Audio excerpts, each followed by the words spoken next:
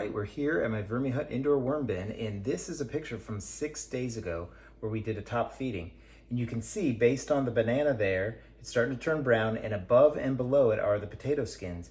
And by day 2, the worms are really finding out that there's food, and they've eaten pretty much all the strawberries. By day 3, the worms have absolutely started to swarm, and you can see that they are going for the potato skins. By day 4, they've completely gotten all the lettuce and the strawberry. And by day 5, they are attacking the bananas and they are out in full force. So let's go ahead and get into this vermihut and see what's going on. Whoa, now there are a ton of them and everything looks pretty uniform. They've gotten to everything except for this banana peel. I can see it's still there, but they've gotten to a lot of it. I'm gonna point out a few things here. I've got strawberry top, a little bit of fibers from maybe some carrot tops, another strawberry top. Right here was where we had some potatoes, none left. Another place where we had some potatoes, none left. Here is a little bit of a carrot top, and there are some things going after it a little bit. It's very soft. So this was the top feeding, and you can see once we take the lid off and have the lights on them, the worms are all retreating back in. But let's go ahead and dig in and see how things are going on underneath the surface. Real quick, the other thing I wanted to show you is we sprinkled on a whole lot of eggshells, pulverized eggshells, and coffee, and I don't see any pulverized eggshells. So if you're wondering if they use the eggshells for grit or if they like it, the answer is yes. So let's dig down. And since we don't have a feeding zone other than on the top, I expect the worms to be kind of uniform throughout here. And you can see right away, we've got some chunky worms going on right here. Right there, most likely red wiggler. You can tell by the bulging clitellum, which I'm looking for it. Don't see it in particular, so maybe it's a juvenile, or it's the other kind of worm I have in here, which is blue worms. So let's just keep digging around a little bit, and this is just to kind of aerate the bin out and make sure any food scraps are just kind of uniformly throughout here, so that when we do concentrate our feeding zone, it's not like the food keeps going on top of itself. And speaking of that, one of the things that we're gonna start doing now is, instead of 4 corners, which I've done in the past, I'm gonna do 4 sides. So I'm gonna start with this back side, and then we'll start going around in a clockwise fashion and just keep feeding in a trough along the side. What I may do, just for camera angles, is turn the bin every time, so I'm always feeding right here, but we'll see if I remember that on next video. Let me just kind of dig throughout a little bit more, and then we will be ready to set up our feeding.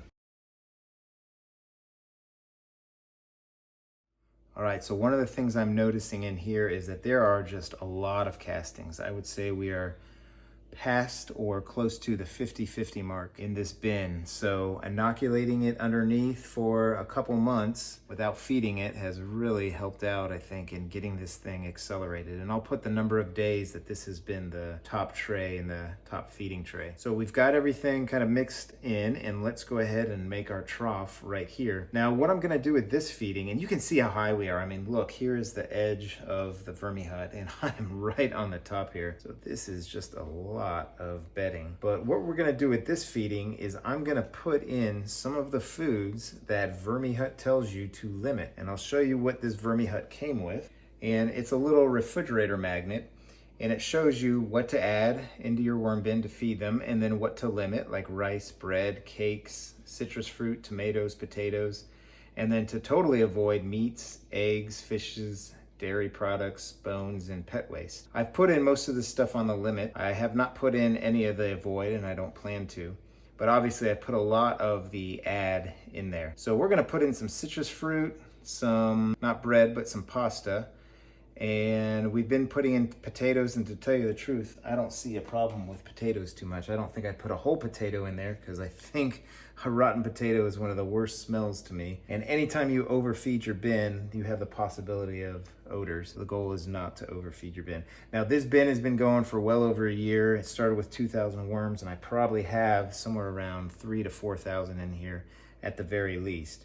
So we've got a good trough here. Let's go ahead and put in some bedding. And my bedding of choice is shredded cardboard, which I shred in my 12 paper crosscut shredder. It takes cardboard like a champ. And I've got links to the shredder if you're interested in seeing how much it costs, that kind of thing. But let's go ahead and talk a little bit about moderation. So out of these two, I would say that one is moderation. So this is the lemon that I'm gonna put in here, and both of these came off my lemon tree. So this will go to my regular compost, and we're gonna put this lemon in right there. We're also gonna put in some spaghetti, but I'm not gonna put all of this in here, and I rinsed it real well so there's not any oil or salt in it. But I'm gonna put just a little bit in there. And I'm gonna cut and edit this because this is gonna be a pain to separate it out. All right, I got as much as I want.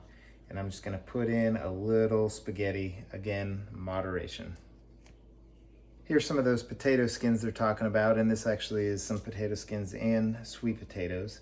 And I have found that the potato skins, I guess because they're shredded so well, goes pretty fast in a worm bin.